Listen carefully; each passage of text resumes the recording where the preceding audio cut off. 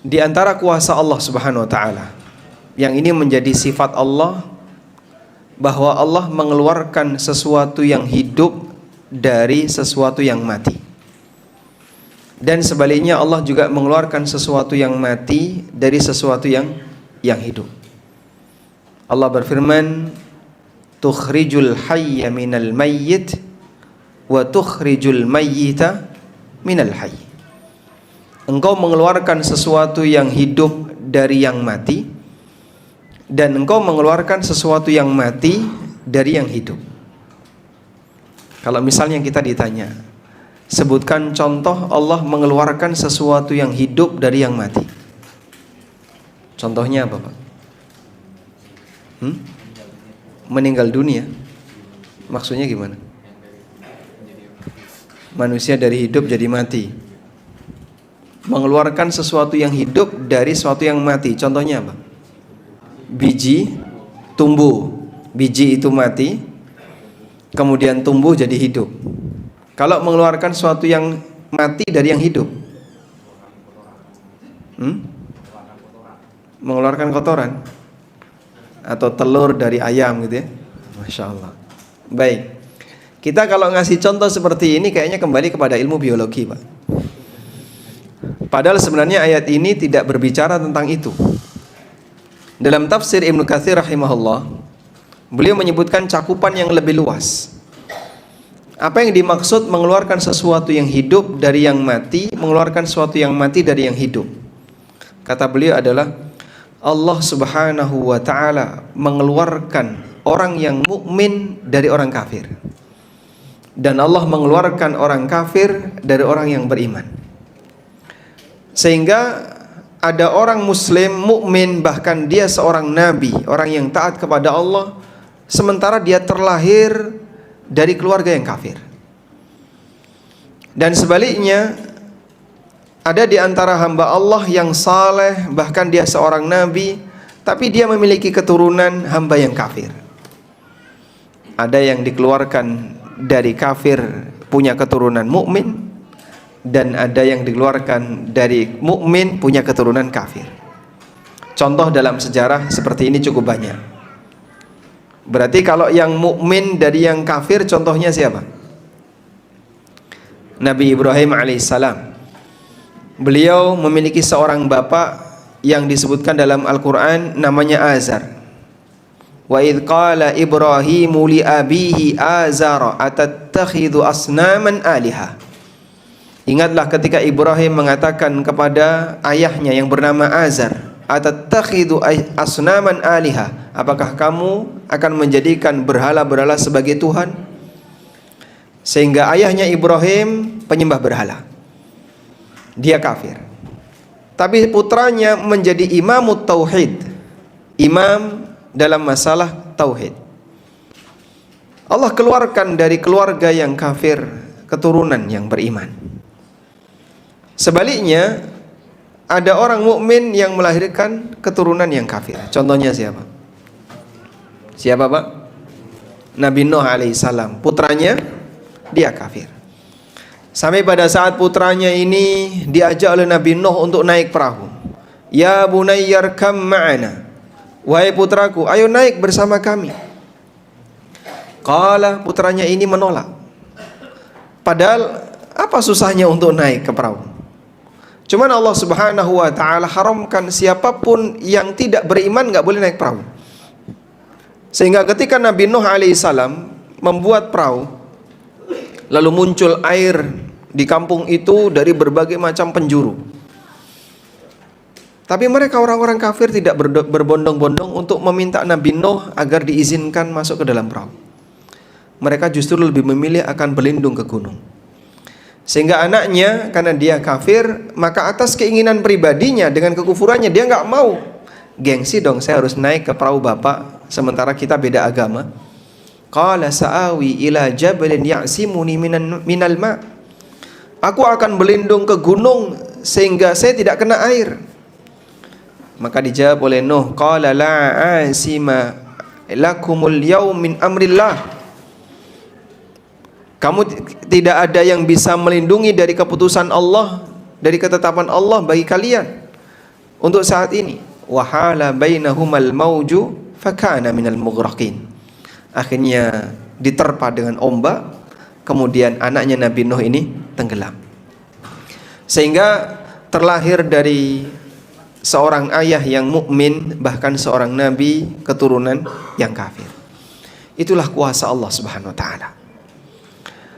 Kemudian kalau kita membaca seperti ini, lalu kita berkesimpulan, terus apa peran orang tua dalam memberikan tarbiyah kepada anaknya, sehingga dia kalau pingin punya anak yang soleh, sementara kalau Allah belum berkehendak keturunannya jadi soleh, dia nggak bakalan berhasil. Jamaah yang dimuliakan Allah, bagian inilah yang perlu untuk kita seriusi. Kita tidak tahu takdir Allah, tapi kita yakin bahwasanya Allah menakdirkan sesuai dengan apa yang Dia kehendaki. Sehingga yang bisa kita lakukan adalah ikhtiar, usaha. Meskipun hasil, siapapun tidak akan bisa mengetahui dan memastikan bagaimana kondisi akhirnya. Maka tepat kalau panitia memberikan judul ikhtiar orang tua untuk bisa memiliki anak yang saleh dan baik akhlaknya. Jamaah dimuliakan Allah, pentingnya ikhtiar semacam ini sampai Allah sebutkan dalam Al-Quran bagaimana doa yang dibaca oleh ibadur Rahman.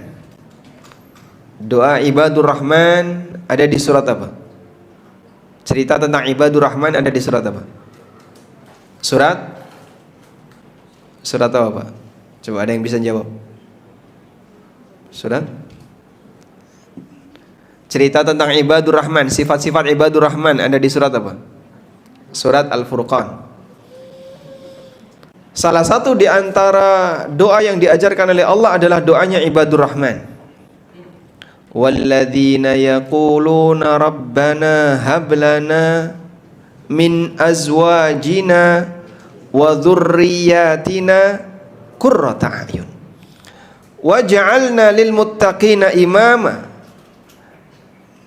Ya Allah, dan mereka ibadur Rahman itu adalah orang-orang yang berdoa, Rabbana hablana, wahai Rabb kami, hablana, anugerahkanlah untuk kami. Hab itu bentuk fi'il amr dari fi'il madinya wahaba, yahabu, yang artinya memberikan hibah. Sebab yang namanya anak itu hibah dari Allah. Allah katakan di ayat yang lain, yahabu liman yasha'u inatha wa yahabu liman yasha'u dzukur. Allah berikan hibah kepada siapa saja yang Dia kehendaki anak laki-laki, dan Allah berikan hibah kepada siapa saja yang Allah kehendaki anak perempuan. Sehingga kehadiran anak bagi orang tua itu hibah. Hibah itu apa Pak? Pemberian tanpa syarat. Itulah namanya hibah. Sehingga ketika Allah ngasih, nggak pakai latar belakang, nggak pakai syarat. Hibah itu pemberian tanpa ada latar belakang apapun, tanpa ada syarat apapun, murni pemberian. Maka hibah adalah anugerah, dan Allah Subhanahu wa taala berikan kepada siapapun yang Dia kehendaki tanpa syarat. Sehingga ketika kita berdoa kepada Allah dengan meniru doanya ibadur Rahman, kalimatnya Rabbana hablana min azwajina wa dzurriyyatina qurrata ayun. Ya Allah, anugerahkanlah kepada kami, hibahkan untuk kami istri-istri kami dan anak keturunan kami qurrata ayun, orang-orang yang bisa menyejukkan pandangan kami, yang membuat hati kami senang ketika bersama mereka, membuat kita nyaman ketika bersama mereka. Bentuknya itu minta dihibahi oleh Allah. Artinya begini jamaah, ketika kita menyadari bahwasanya Allah memberikan hibah sesuai dengan apa yang Dia kehendaki, dan hibah itu tanpa syarat, ini memberikan harapan besar bagi kita. Apa bentuk harapannya? Allah punya nama Al-Wahhab. Artinya apa? Zat yang banyak memberikan hibah. Dan ketika Allah ngasih itu nggak pakai syarat. Diri kita adalah orang yang lemah, memiliki banyak kekurangan. Kita punya banyak dosa, kita punya banyak kesalahan, kita punya banyak sekali perbuatan keliru, ibadah kita juga ikhlasnya wallahu a'lam. Itu pun ketika melakukannya kadang masih banyak gangguan, sehingga kadang khusyuknya hilang. Itulah yang terjadi pada diri kita. Sehingga kalau kemudian Allah mensyaratkan, kamu ketika meminta sesuatu kepadaku, jika kamu ingin doamu dikabulkan, kamu harus bebas dari seluruh maksiat, nol dari dosa. Kira-kira peluang doa kita yang dikabulkan oleh Allah berapa persen, Pak? Hampir nggak ada. Sehingga keandaikan Allah kasih syarat, kalau orang minta doanya dikabulkan, harus dia nol dari dosa dan kesalahan, mungkin tidak ada satupun di antara kita yang doanya mustajab. Tapi Masya Allah, ketika Allah memberi hambanya, nggak pakai syarat. Sehingga kita minta kepada Allah, ya Allah hibahkanlah untukku. Dan hibah tadi apa? Pemberian tanpa syarat. Berikanlah kepadaku ya Allah pasangan hidup, istri, anak yang saleh dan saleha, yang menyejukkan pandanganku, menenteramkan bagi hatiku. Meskipun bisa jadi bapaknya sendiri adalah orang yang belum bisa lepas dari maksiat, yang berlumur dengan dosa, yang banyak kesalahannya. Tapi kita tahu Allah Subhanahu wa ta'ala kalau memberi, dia nggak pakai syarat seperti itu. Ini memberikan harapan besar bagi para hamba. Makanya bentuknya Rabbana hablana min azwajina, ya Allah hibahkanlah untukku. Sebab kalau nggak pakai bentuk hibah dan harus pakai persyaratan dosanya diampuni, mungkin banyak di antara kita yang gagal.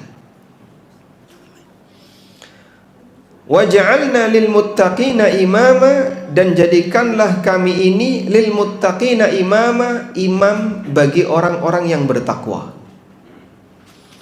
Coba sekarang kita bandingin ya. Yang namanya imam dengan makmum itu kualitasnya lebih baik mana, Pak? Idealnya yang mana? Imam.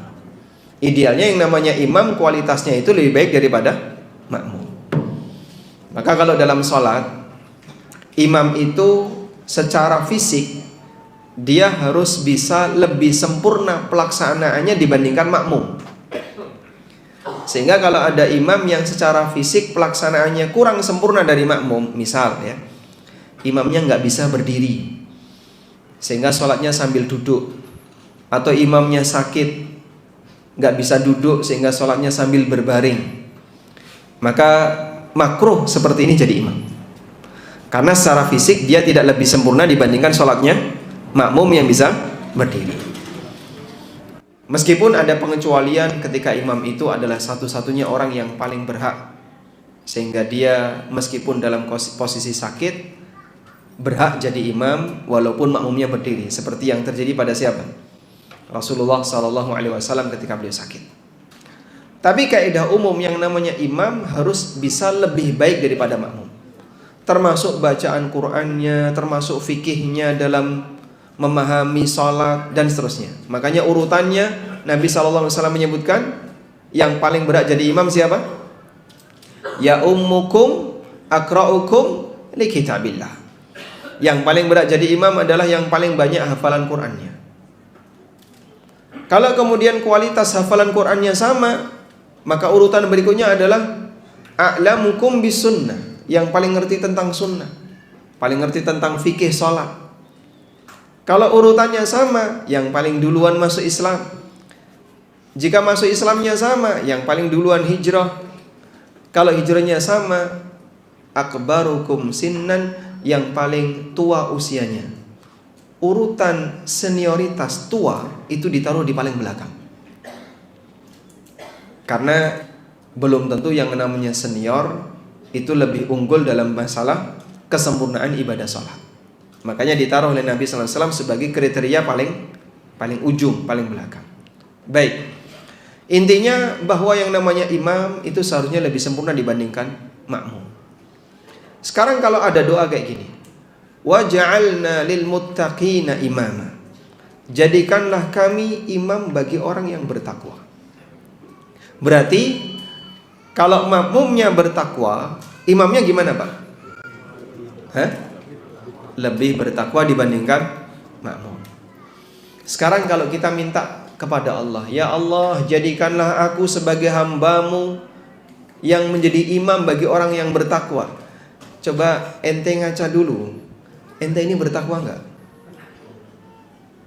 Coba di antara bapak ibu yang bertakwa angkat tangan. Boleh pulang duluan. Ada? Karena orang yang bertakwa tidak akan mengaku kalau dia sebagai orang yang bertakwa. Fala tuzakku anfusakum, janganlah kalian merasa suci sehingga menyatakan diri kalian lebih bertakwa dibandingkan yang lain. Maka orang bertakwa tidak akan angkat tangan kalau aku adalah orang yang bertakwa. Jaminan itu hanya ada pada Nabi SAW, sehingga beliau mengatakan, ana atqakum wa a'lamukum billah. Aku adalah orang yang paling bertakwa dan yang paling ngerti tentang Allah Subhanahu wa taala. Tapi kalau manusia selain beliau yang tidak ada jaminan, mereka tidak boleh ngaku seperti ini. Berarti Pak, doa kayak gini boleh nggak kita baca? Sebab yang namanya doa itu kalau mustahil dikabulkan, termasuk di antara doa yang nggak boleh dibaca, Pak. Ada orang minta sesuatu, tapi sesuatu yang dia minta itu mustahil terwujud. Itu nggak boleh dia baca. Misalnya, ya Allah, jadikanlah aku sebagai nabi. Boleh? Nggak boleh. Kenapa? Sebab tidak ada nabi setelah Nabi Muhammad SAW. Atau misalnya orang berdoa, ya Allah, jadikanlah aku punya kekuatan seperti Spiderman. Masya Allah. Bisa mumbul neng-di, lompat dari satu gedung ke gedung yang lain. Boleh nggak kayak gini, Pak? Nggak boleh. Kenapa? Nggak ada manusia normal seperti itu. Sehingga orang berdoa yang aneh-aneh kayak gini nggak boleh dalam Islam. Allah Subhanahu wa taala mengatakan, innallaha la yuhibbul mu'tadin. Allah tidak mencintai orang yang melampaui batas. Dan ini berkaitan dengan adab dalam masalah doa, sehingga para ulama mengatakan Allah tidak mencintai orang yang berlebihan dalam berdoa. Nah, contoh real yang pernah masuk ke pertanyaan dalam forum ya, tanya jawab, itu ada ibu-ibu yang kehilangan suaminya. Tapi saking sedihnya ketika dia kehilangan suaminya, dia tanya, Pak Ustadz, saya berdoa kepada Allah, saya minta kepada Allah agar suami saya dihidupkan kembali. Mohon maaf, Anda kalau doa seperti ini marah dosa. Dia berdosa dengan doa seperti ini. Kok bisa, Pak? Karena mustahil manusia yang sudah mati bisa hidup kembali. Sehingga meminta agar orang yang sudah mati dihidupkan kembali termasuk di antara bentuk al-i'tida'u fid du'a, bersikap berlebihan dalam doa yang mustahil bisa diwujudkan. Keyakinan manusia yang mati bisa hidup kembali itu dulu pernah dimiliki oleh sebagian masyarakat jahiliyah. Bahasa kita ya seperti reinkarnasi. Dan itu telah diingkari oleh Allah Subhanahu wa taala dalam Al-Qur'an di surat Al-Mu'minun. Ketika mereka sudah meninggal dunia, qala rabbirji'un la'alli a'malu salihan mimma taraktu. Ya Allah, kembalikanlah aku agar aku bisa beramal saleh yang belum sempat aku kerjakan. Lalu dibantah oleh Allah, qala kalla innaha kalimatun huwa qailuha. Enggak bisa. Itu hanya kalimat yang keluar dari mulut mereka. Orang-orang musyrikin yang punya keyakinan orang yang mati bisa hidup kembali ketika di dunia.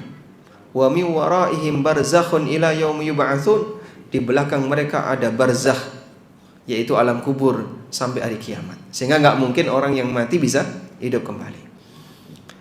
Maka dalam posisi ini ketika ada orang yang berdoa kepada Allah Subhanahu wa taala tapi doa itu doa yang mustahil, maka ini termasuk di antara doa yang dilarang untuk diucapkan. Muncul pertanyaan sekarang, boleh nggak kita berdoa kepada Allah, ya Allah jadikanlah aku imam bagi orang yang bertakwa?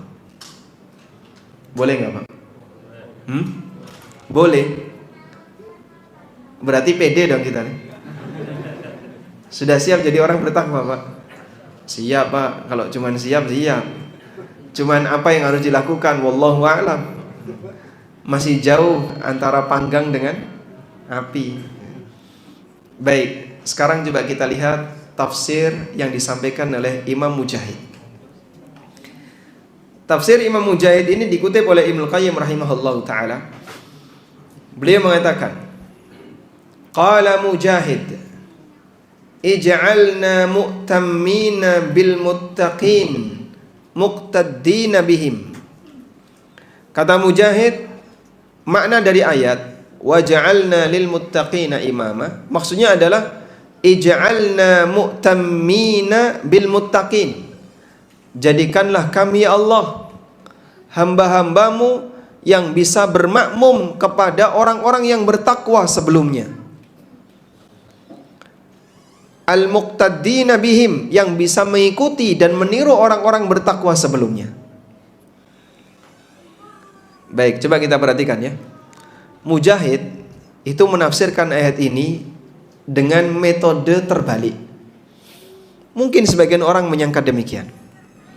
Sehingga kalau dilihat dari teks doanya, waja'alna lil muttaqina imama, jadikanlah kami ini imam bagi orang yang bertakwa.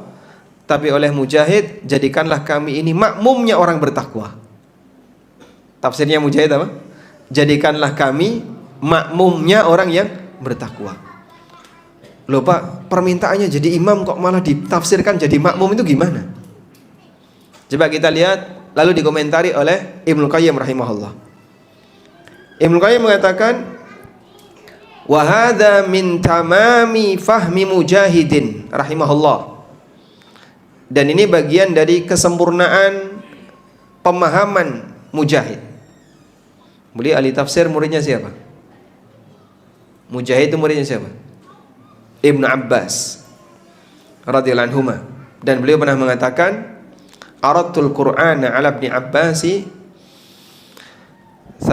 fi thalathi ayyamin.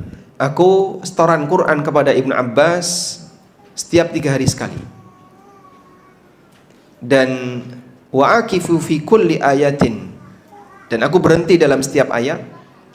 Lalu beliau tanya tentang tafsir dan maknanya. Sehingga Mujahid ini nadai tafsirnya Ibnu Abbas, kantong tafsirnya Ibnu Abbas. Ya meskipun tidak semua tafsirnya Ibnu Abbas dikasihkan ke Mujahid, mungkin beliau mendapatkan 1-2 versi tafsir. Baik. Namun beliau akhirnya jadi standar, karena termasuk di antara murid terdekat dalam masalah tafsir. Sampai ada yang mengatakan Allah menjaga tafsirnya Ibnu Abbas melalui Mujahid. Mujahid bin Jabr At-Taimi Al-Qurashi maulahum, beliau ini mantan budak, keturunan budak dari Bani Taim.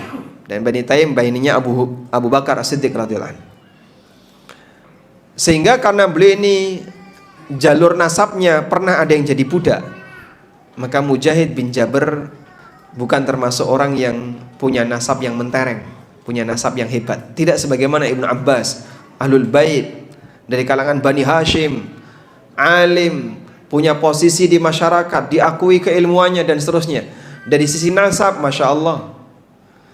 Dari sisi kesolehan, luar biasa. Dari sisi keilmuan, diakui oleh dunia. Dan banyak kelebihan yang dimiliki oleh Ibnu Abbas. Maka banyak orang yang mengklaim, karena namanya besar, akhirnya sering jadi klaim, ini kata Ibnu Abbas, ini kata Ibnu Abbas. Ya sama misalnya di tempat kita kan, kata Ustadz Fulan kayak gini. Itu yang diambil bukan Ustadz yang ngisi TPA ya, atau yang ngajar di musola, tapi Ustadz yang sering nongol di TV. Kata Ustadz ini kayak gini. Meskipun belum tentu benar kan? Kenapa pakai nama Ustadz besar itu? Biar lebih gampang diterima. Maka dulu di antara orang yang sering dijadikan klaim itu Ibnu Abbas. Kata Ibnu Abbas seperti ini, tafsir Ibnu Abbas seperti ini. Akhirnya untuk mengukur tingkat kebenaran klaim itu, tanya Mujahid. Gimana menurut Mujahid? Benar nggak Mujahid kalau ada orang yang bilang Ibnu Abbas pernah menafsirkan kayak gini? Mujahid menjaga tafsirnya Ibnu Abbas, sebab beliau adalah kantong tafsirnya Ibnu Abbas radhiyallahu anhu. Baik. Ibnu Qayyim mengatakan, wa hadza min tamami fahmi Mujahid rahimahullah. Ini bagian dari kesempurnaan pemahaman Mujahid rahimahullah.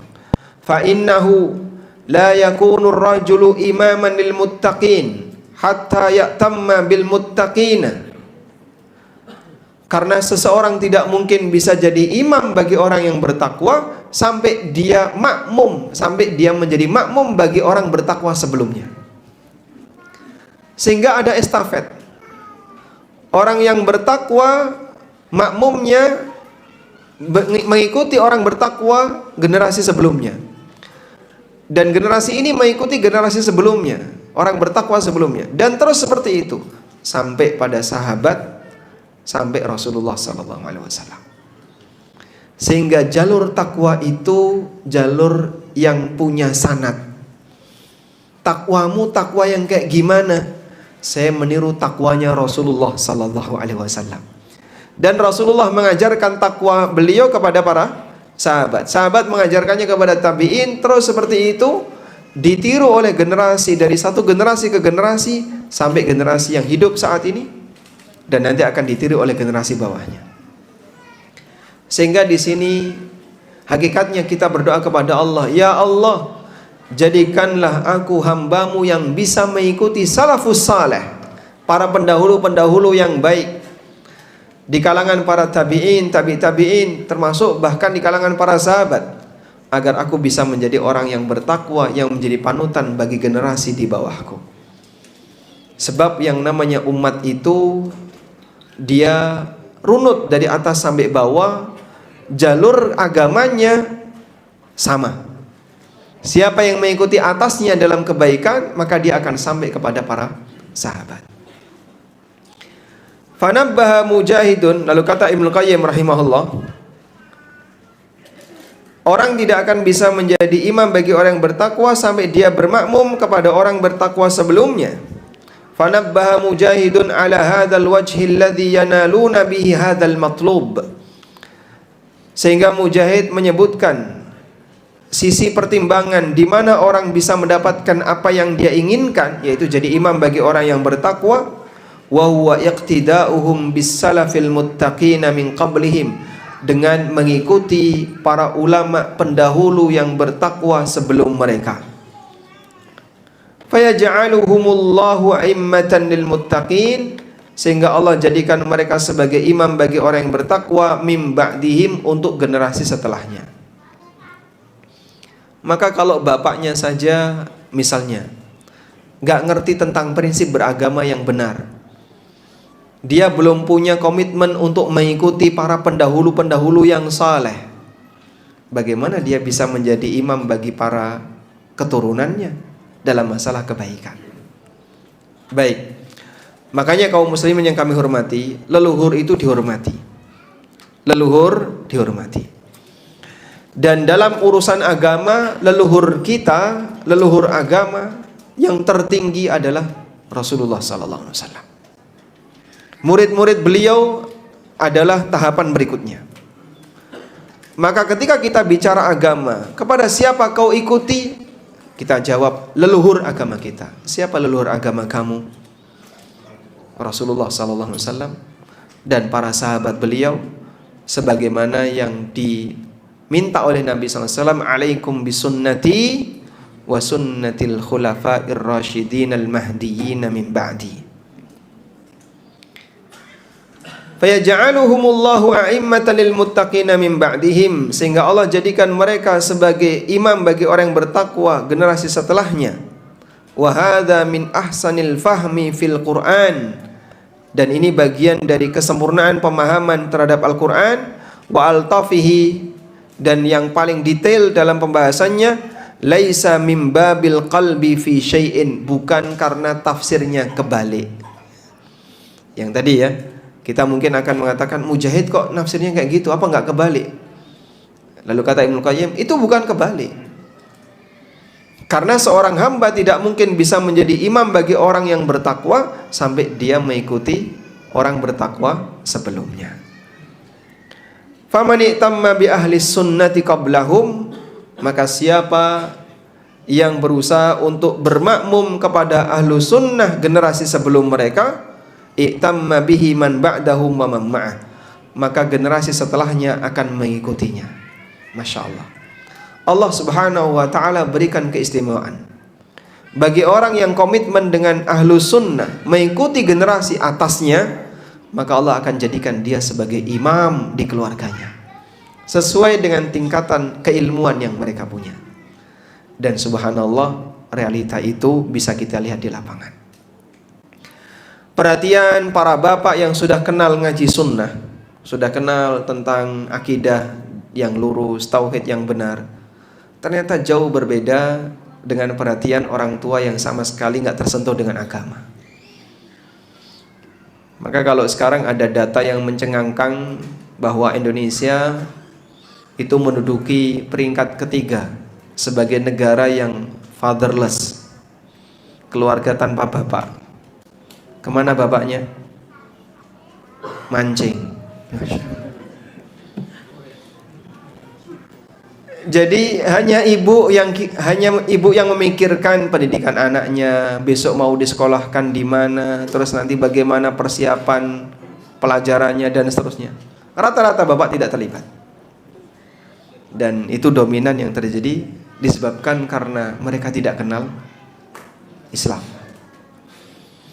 Sehingga dalam bayangan mereka yang namanya lelaki itu ya tanggung jawabnya cuman kerja, ya, nyambut gawe, dapat duit, kasihkan keluarganya, sudah. Dia nggak pernah mikir urusan bagaimana pendidikan anaknya. Tapi ini lain halnya ketika ada orang yang punya kepedulian, bertahap dari awal, ketika dia punya keseriusan untuk mengikuti para pendahulu yang terbaik, salafus saleh, mengikuti para imam di kalangan ahlus sunnah, ternyata berbeda suasananya. Dia punya perhatian yang lebih. Baik, ini ikhtiar yang pertama, Pak. Perbaiki kondisi kita masing-masing dengan cara jadikan Anda bagian dari orang yang mengikuti jalan ahlus sunnah.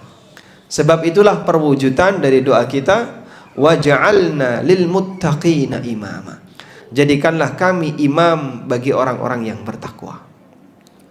Nah, selanjutnya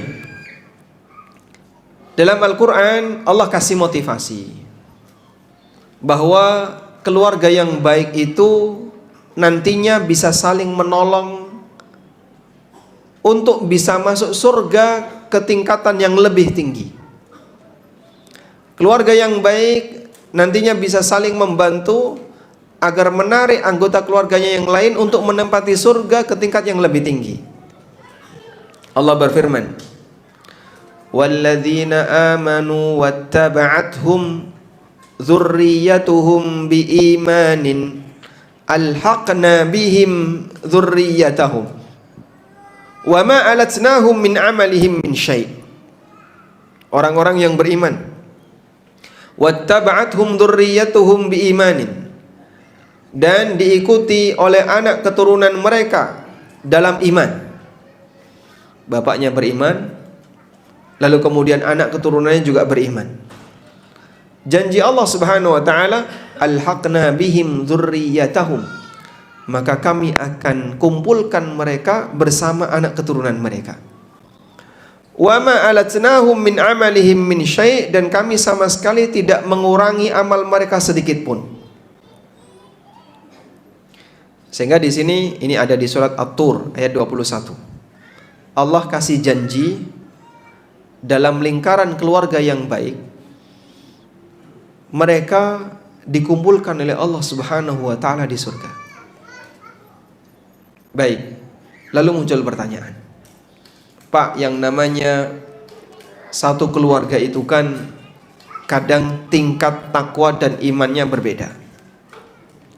Ada dalam satu keluarga orang tuanya lebih bertakwa dibandingkan anaknya, dan sebaliknya ada yang anaknya lebih bertakwa dibandingkan orang tuanya.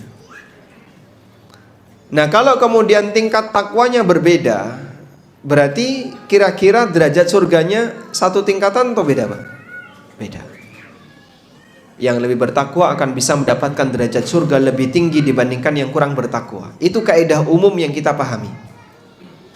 Maka surga bertingkat sebab tingkatan manusia dalam bertakwa kepada Allah itu banyak ragam. Sehingga Allah sediakan balasan yang bertingkat.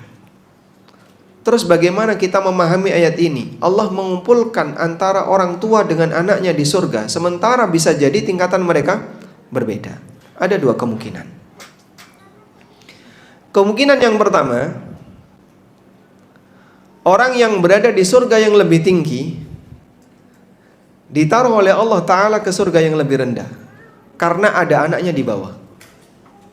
Wahai bapak, di bawah ada anakmu, dan aku ingin mengumpulkan kamu dengan anakmu. Maka kamu berada di surga misalnya nomor 7, anaknya nomor 4 misalnya. Kamu saya turunkan ke nomor 4. Ini kemungkinan yang pertama, agar bisa berkumpul dengan anaknya.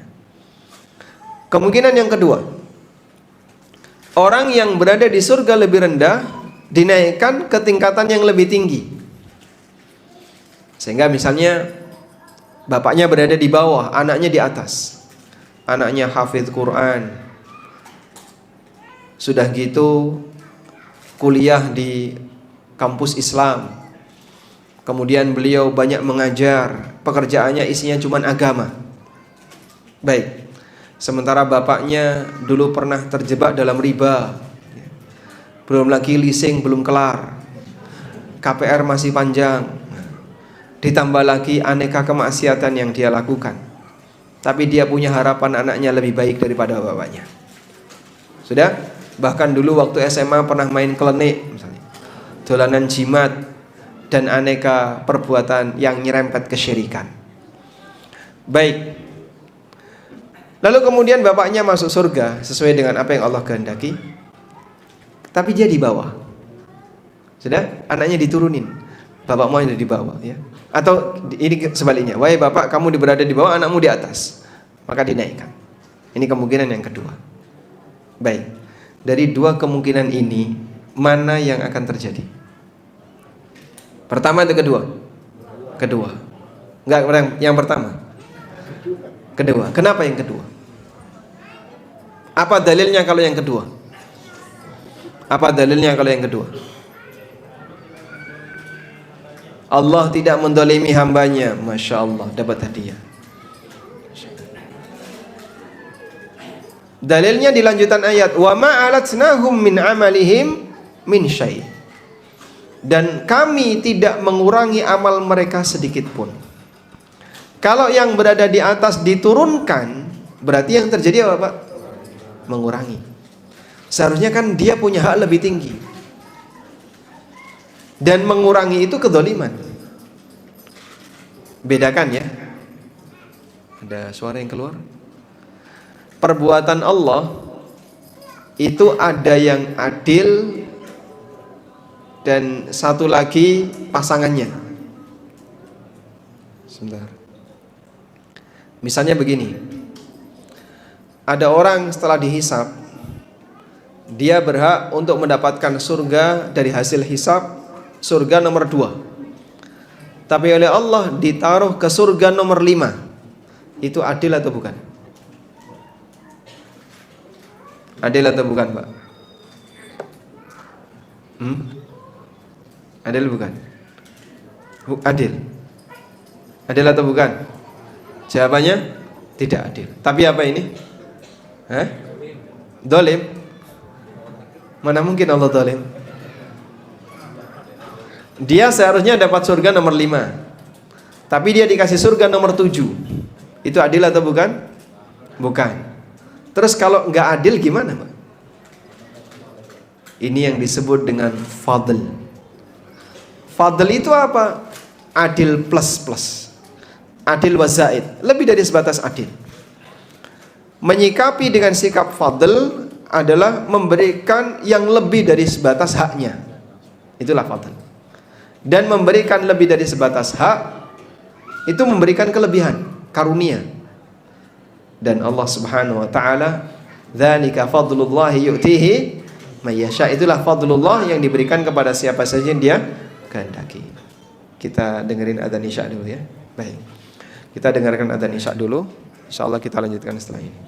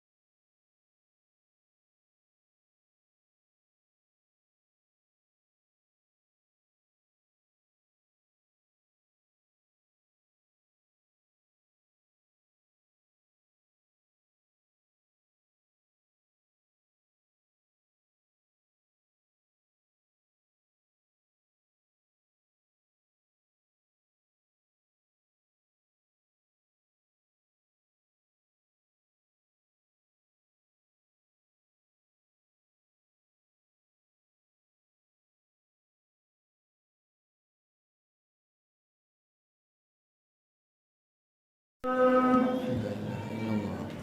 salli ala Muhammad. Allahumma rabba ati ta'wati ta'ala wassalatu al-qa'imah ati Muhammadan wassalatu al-fadhilah wa ati maqam mahmudan ati wa Alhamdulillah wassalatu wassalamu ala Rasulillah wa ala alihi wa sahbihi wa mawalah wa asyhadu an la ilaha illallah wahdahu la syarikalah wa asyhadu anna Muhammadan abduhu wa rasuluh. Perbuatan Allah Subhanahu wa taala kepada hambanya ma bainal adli wal fadl. Hanya ada dua. Kalau enggak adil, fadl. Maka manusia mendapatkan balasan baik dengan karunia Allah, dengan fadlullah. Dan manusia mendapatkan balasan buruk dengan keadilan Allah. Sehingga Allah tidak akan menghukum hamba melebihi dari tingkat keburukannya. Tapi Allah memberikan ganjaran dan pahala bagi hamba melebihi dari perbuatan ketaatannya. Sebab surga itu tidak sepadan dengan amal yang kita kerjakan. Jauh lebih istimewa dibandingkan apa yang diberikan oleh Allah Subhanahu wa taala. Baik. Karena itulah ketika dalam kondisi tadi ada orang yang surganya di tingkatan bawah tapi ditaruh oleh Allah ke atas. Apakah ini adil? Jawabannya tidak. Karena seharusnya dia dapat di grade 5 tapi dia ditaruh oleh Allah di grade 10 misalnya. Ini tidak adil. Terus apa kalau tidak adil? Ini namanya fadl. Allah ngasih yang lebih sesuai dengan apa yang dia kehendaki. Dzalika fadlullahi yu'tihi may yasha. Sehingga ayat ini memberikan harapan kepada kita. Kita menyadari yang usia-usia 30-an, 20-an ke atas atau 30-an terutama ya. Mungkin kita baru kenal yang namanya kajian tauhid, kajian sunnah, baru kenal istilah hijrah, kemudian meninggalkan riba, menjauhi harta haram, itu belakangan. Awal tahun 2000-an kita mungkin belum mengenal istilah riba. Bahkan ada sebagian orang yang dia termasuk dai pernah terjun ke dalamnya karena dia nggak ngerti.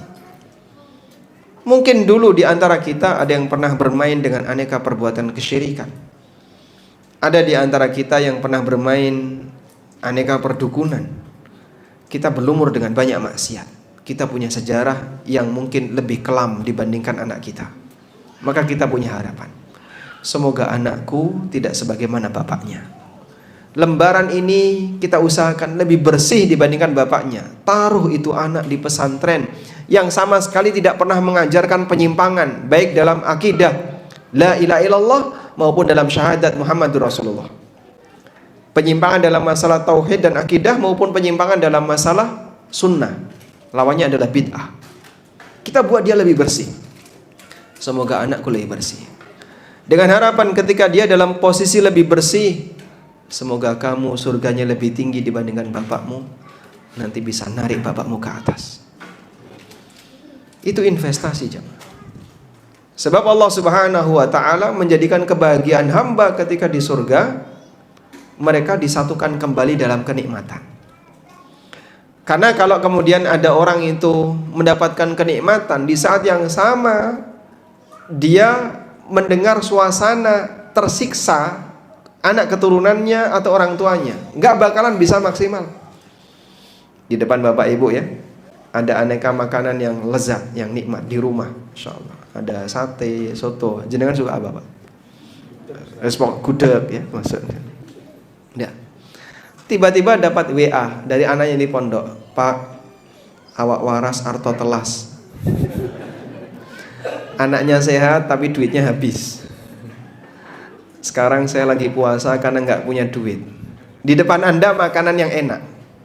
Kira-kira tega makan nggak? Yang punya pengalaman anaknya di pondok, tega nggak makan? Nggak tega. Anda tidak akan bisa menikmati hidangan itu di saat Anda mendapatkan informasi Anda belum makan. Karena Anda sehati dengan dia. Makanya bagian dari kesempurnaan kenikmatan yang diberikan oleh Allah kepada ahlul jannah, saat mereka menikmati surga dikumpulkan dengan keluarganya. Ini sangat jauh suasananya dengan ahlun nar. Penduduk neraka disebut oleh Allah Subhanahu wa taala alladzina khasiru anfusahum wa ahlihim. Mereka adalah orang yang merugikan diri mereka sendiri dan keluarganya. Apa yang dimaksud mereka merugikan keluarganya? Penduduk neraka kok merugikan keluarganya, itu kenapa? Ibnu Katsir rahimahullah menyebutkan, penduduk neraka kenapa disebut merugikan diri sendiri dan keluarganya? Karena pada saat mereka masuk neraka itu dipisahkan. Sehingga saat mereka dihukum nggak kemudian dikumpulin ya. Misalnya siapa yang suami istri sama-sama masuk neraka?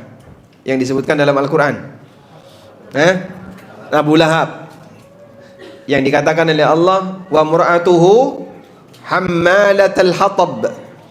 Istrinya dia yang nyumbang kayu bakar, sehingga makin menyala itu api neraka.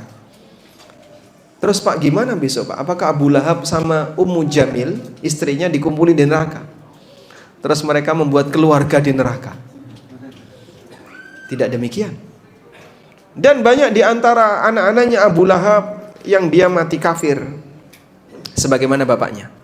Di antara anaknya Abu Lahab kan ada yang jadi menantunya Nabi SAW, tapi kemudian pisah, cerai, karena beda agama. Apakah kemudian mereka dikumpulin di neraka? Jawabannya tidak. Mereka disiksa dan dihukum dalam keadaan dipisahkan. Dan orang ketika dihukum dalam keadaan dipisahkan itu lebih menyakitkan daripada ketika disatukan.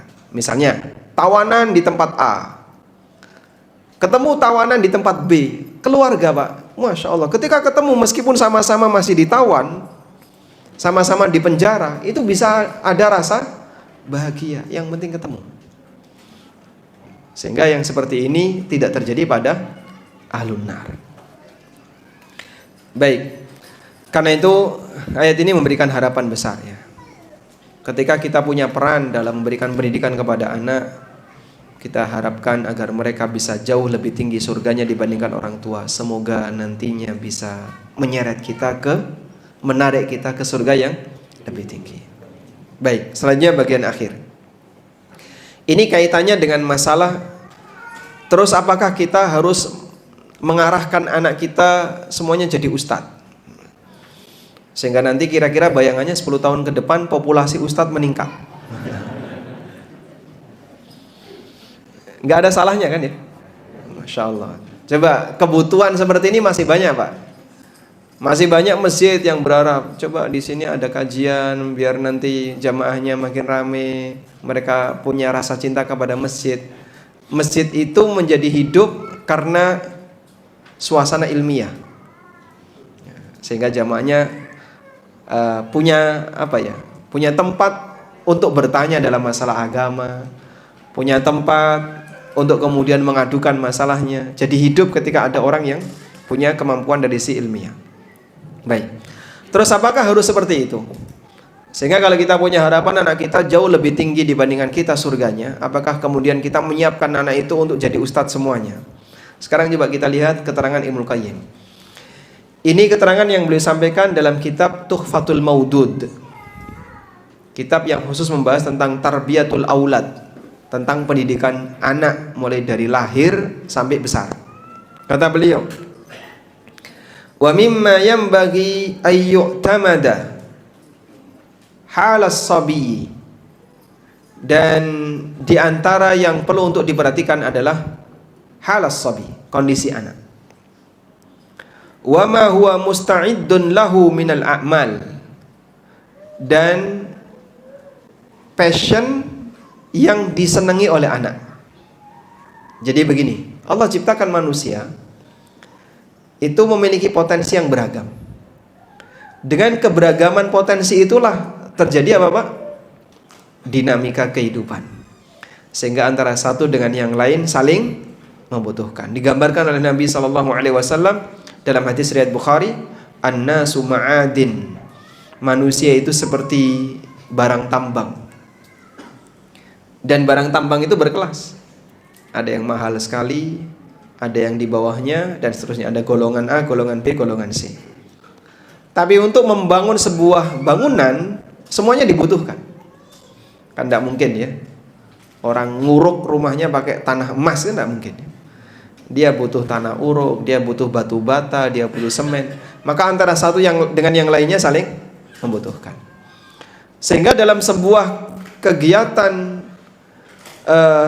sosial, antara satu dengan yang lain punya potensi yang berbeda, tapi mereka saling membutuhkan. Ada orang yang diciptakan oleh Allah, ini nanti menjadi pelengkap umat dari sisi A. Yang ini jadi pelengkap umat dari sisi B, ini pelengkap umat dari sisi C, dan seterusnya. Dan ternyata potensi itu sudah kelihatan sejak kecil. Maka Ibnu Qayyim ngasih peringatan di titik ini. Coba perhatikan keadaan anak dan apa yang menjadi passionnya, wa muhayyaun lahu minha, dan apa yang menjadi minatnya. Fayu'lamu annahu makhluqun lahu. Jika orang tua bisa mengenali passion dan minatnya, berarti orang tua bisa diketahui bahwasanya anak ini tercipta untuk itu. Fa innahu makhluqun lahu. Dia tercipta untuk itu. Wah, ini kayaknya tercipta untuk jadi motivator yang kayak gini. Yang ini tercipta untuk jadi pengusaha. Yang ini tercipta untuk jadi ini. Ibnu Qayyim memetakan manusia itu seperti itu. Fala yahmiluhu ala ghairi ma kana ma'dzunan fihi syar'a. Maka jangan dipaksa anak ini untuk melakukan hal yang dia di luar yang diizinkan oleh syariat. Di luar yang diizinkan oleh syariat dalam arti dia bukan passionnya. Fa innahu in hamalahu ala ghairi ma huwa musta'iddun lahu. Karena kalau dia dipaksa untuk belok ke arah yang bukan passionnya, lam yaflah fihi, maka dia tidak akan beruntung. Dia akan gagal. Gak bisa sejalan dengan apa yang menjadi passionnya. Kemudian beliau kasih contoh. Contoh yang pertama kata beliau. Fa idza ra'ahu hasanal fahmi, sahihal idrak, jayyidal hifzi, wa'iyan. Kalau ada orang tua yang melihat anaknya itu punya pemahaman yang bagus, orangnya cerdas, sahihal idrak, kemampuan dia bagus, jayyidal hifzi, hafalannya bagus, wa'iyan, dan kuat hafalannya. Sudah? Lalu kata beliau, fahadhihi min alamati qabulihi wa tahayyu'ihi lil ilmi. Berarti ini tanda kalau anak ini adalah anak yang memang cocok untuk jadi penampung ilmu. Falyunakkishhu fi lauhi qalbihi ma dama khalian fa innahu yatamakkanu fihi wa istaqir. Karena itu siapkan dia secara maksimal, ukir ilmu dalam-dalam ke dalam hatinya mumpung masih kosong, agar ilmu itu bertahan dalam dirinya. Sehingga kok kelihatannya Masya Allah ini cerdas anaknya ya. Pokoknya setiap sekolah itu kalau ada ranking di atas 1, mungkin dia akan di atas 1, Pak. Sehingga dalam posisi itu dia punya keunggulan dari si hafalan, kemampuan dia dalam memahami, penjelasan maksimal dan seterusnya. Arahkan dia untuk fokus dalam masalah ilmu. Baik, ini contoh yang pertama. Wa in ra'ahu bi khilafi dzalik. Tapi kalau dia lihat anaknya punya potensi yang berbeda, kemudian beliau sebutkan beberapa contohnya. Misalnya, dia ra'a ainuhu maftuhatan ila sun'atin minas sana'i. Dia melihat anaknya ini lebih senang berkreasi, membuat sesuatu. Anaknya lebih senang berkreasi, membuat sesuatu. Musta'iddan laha qabilan laha, dan dia punya passion seperti itu. Wahiyya sina'atun mubah, dan ini adalah produksi yang halal atau proses pembuatan sesuatu yang halal. Nafi'atan linnas, bermanfaat bagi manusia. Falyumakkinhu minha, silahkan dididik untuk ke arah situ. Jadi maksud Ibnu Qayyim, kalau ada anak kita yang mungkin passionnya di bidang desain, atau passionnya di bidang apa misalnya dagang atau yang lainnya, dia senang dengan itu, qabilan laha, dan menyukainya, falyumakkinhu minha, tanamkan passion seperti itu pada dirinya. Hadza kulluhu ba'da ta'limihi lahu ma yahtaju ilaihi fi dinihi. Namun itu semuanya bisa dilakukan setelah dia diajari ilmu wajib dalam agama. Sehingga ini anak saya pengennya jadi pengusaha, profesi A, profesi B, dia suka jadi dokter. Udah, orang tua fokus arahkan ke situ sesuai dengan passion dia. Namun jangan lupakan dia harus bimbing dengan, dibekali dengan ilmu wajib dalam masalah agama. Masya Allah. Sehingga prinsip seperti ini ternyata diakui oleh Ibnu Qayyim dalam Tuhfatul Maudud. Maka anak itu tidak kita arahkan semuanya, pokoknya kamu harus jadi ustadz, kamu harus jadi dai, nanti bisa ngisi kemana-mana, nongol di TV ya. Bila perlu di depan TV. Nggak kayak gitu, Pak. Sesuaikan dia ke arah mana, kembali kepada passion dia, minat dia. Tapi yang penting jangan lupakan bagian ilmu yang wajib. Wallahu a'lam. Kita sampai jam berapa? Sudah masuk waktu azan. Masuk qomat. Berarti kita qomat dulu. Salat. Oh, masya Allah. Afwan ya, saya nggak tahu kalau. Baik, demikian untuk sesi sebelum salat Isya. Nanti setelah Isya kita lanjut ya. Insyaallah. Wassallallahu ala nabiyyina Muhammadin wa ala alihi wa sahbihi wasallam.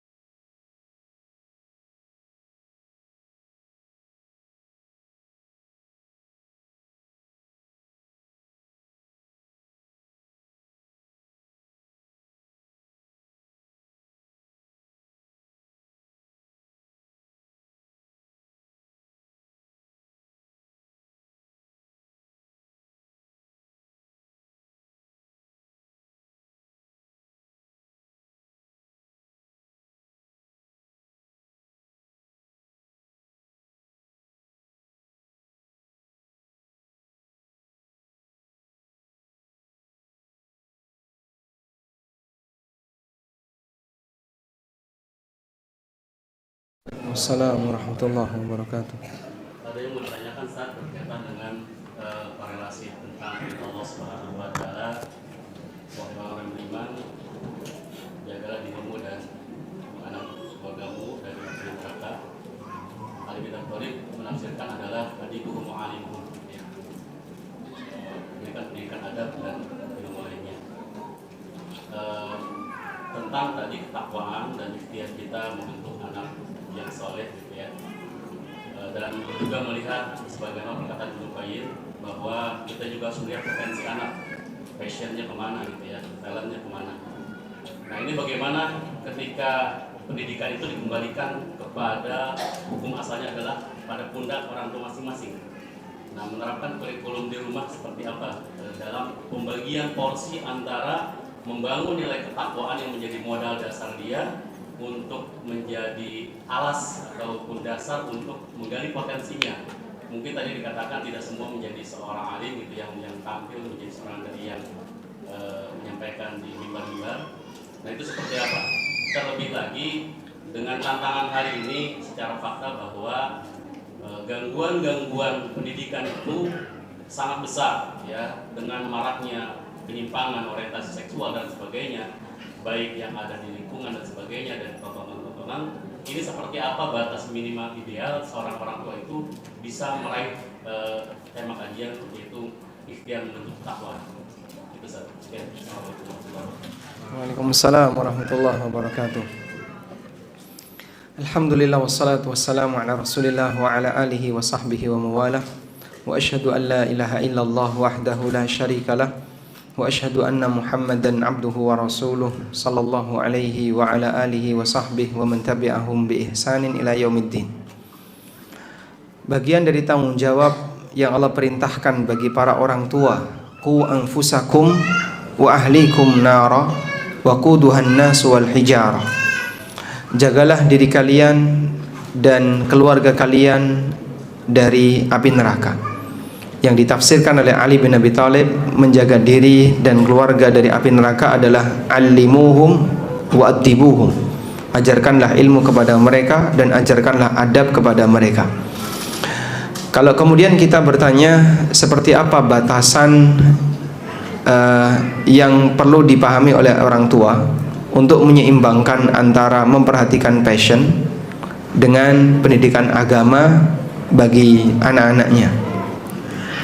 Sebenarnya berkaitan dengan mengenali passion, itu kan orang tua sudah paham sebab dia selalu membersamai anaknya sejak lama. Maka kalau kemudian untuk mengenali passion orang tua harus misalnya melakukan eksperimen yang panjang, ya ini mungkin kurang tepat. Anda adalah orang yang sangat kenal dengan Anda, sebab Anda selalu bersama dia, kecuali kalau kemudian tinggalnya berjauhan.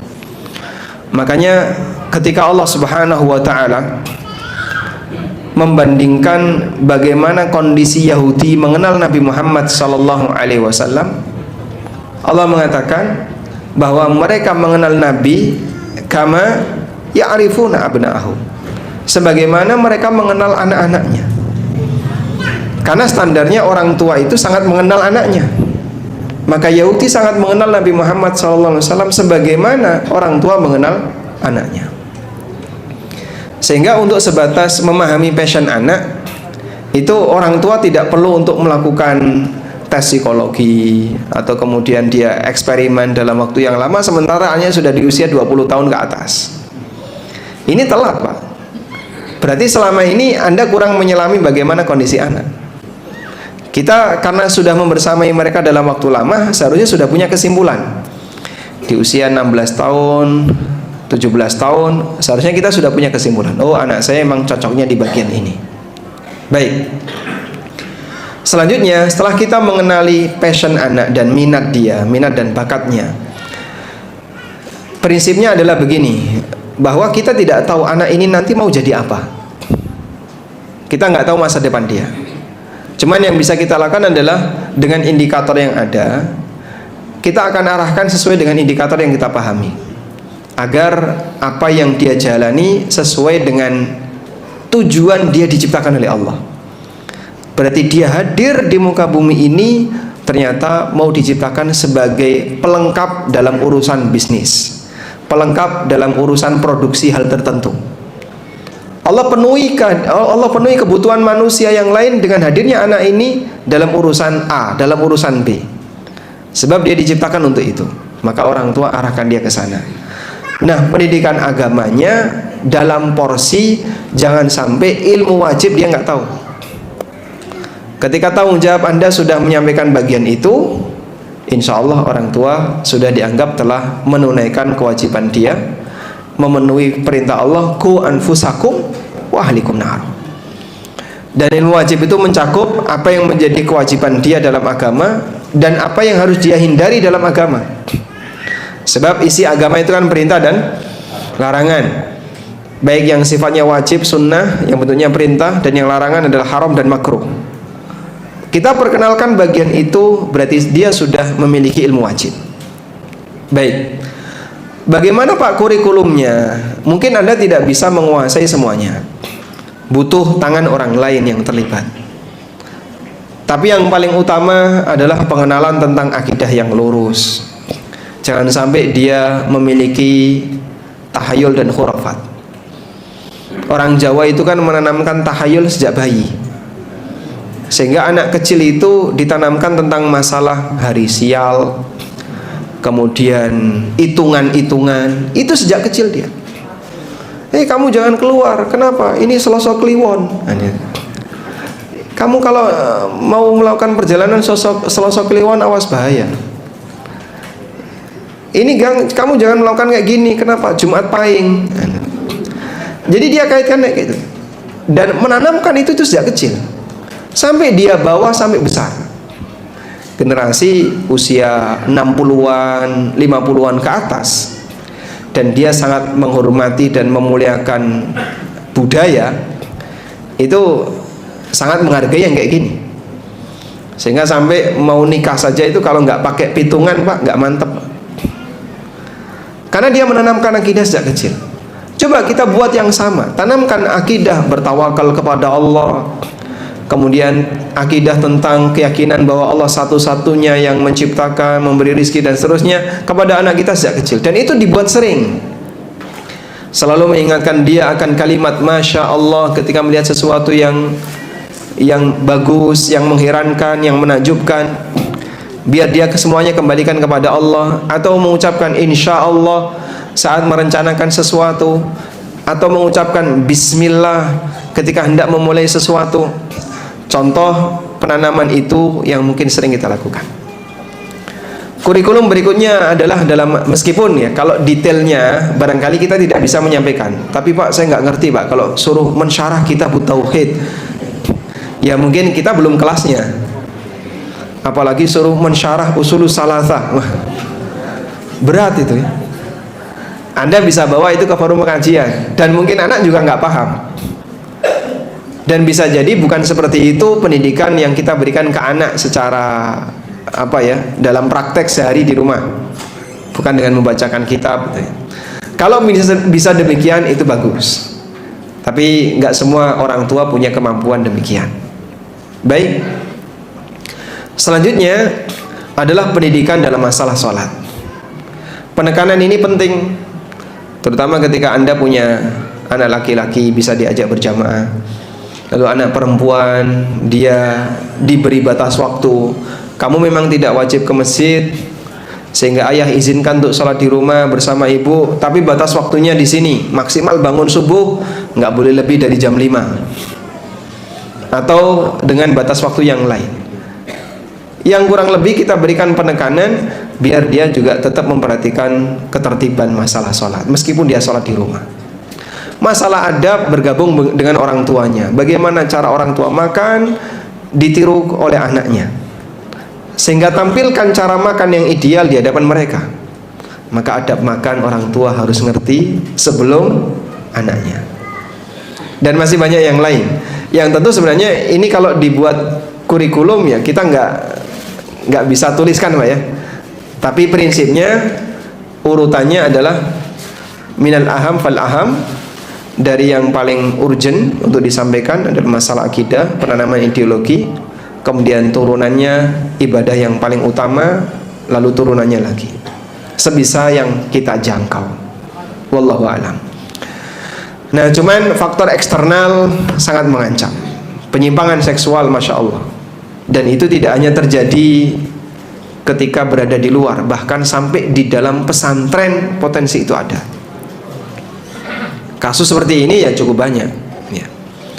Ya, ini bagian dari jalan setan yang paling lebar untuk goda manusia melalui syahwat lawan jenis.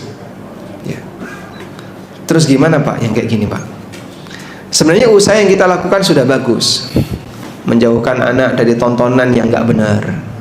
Itu sudah kita lakukan. Cuman kan kadang karena kita bukan pengawas anak ini 24 jam, sehingga kadang bocor di 1-2 titik. Sampai Pak, masya Allah ya, kadang ada anak pondok yang selfie dalam posisi dia nggak berbusana. Ini ada. Kemarin saya diceritain. Dia ya pakai pakaian yang nggak layak untuk dipertontonkan. Ada yang kemudian dia janjian sama temennya dan seterusnya. Pelanggaran itu sangat berpeluang terjadi. Ya, tinggal selanjutnya adalah perbuat untuk hubungan dengan HP ya, terutama ya, dengan gadget, buat lebih ketat ya. Sehingga kasih syarat yang ketat, dan kalau kemudian main HP jangan dibiarkan sendirian. Jangan dimana dia lagi tenang di kamar, dan tutup pintu, kunci pintu, sudah. Apa yang dia lakukan di dalam, wallahu a'lam. Kasih syarat, kamu kalau buka HP nggak boleh dalam kamar. Apalagi kalau sudah di usia, kadang kalau kuliah kan orang tua sudah ngasih kelonggaran ya, sudah kuliah belum nikah ya. Itu kalau kemudian sudah bermain HP di dalam kamar, ya sudah Pak. Jika orang berduaan dengan HP, maka yang ketiganya setan. Wallahu a'lam. Nah, cukup.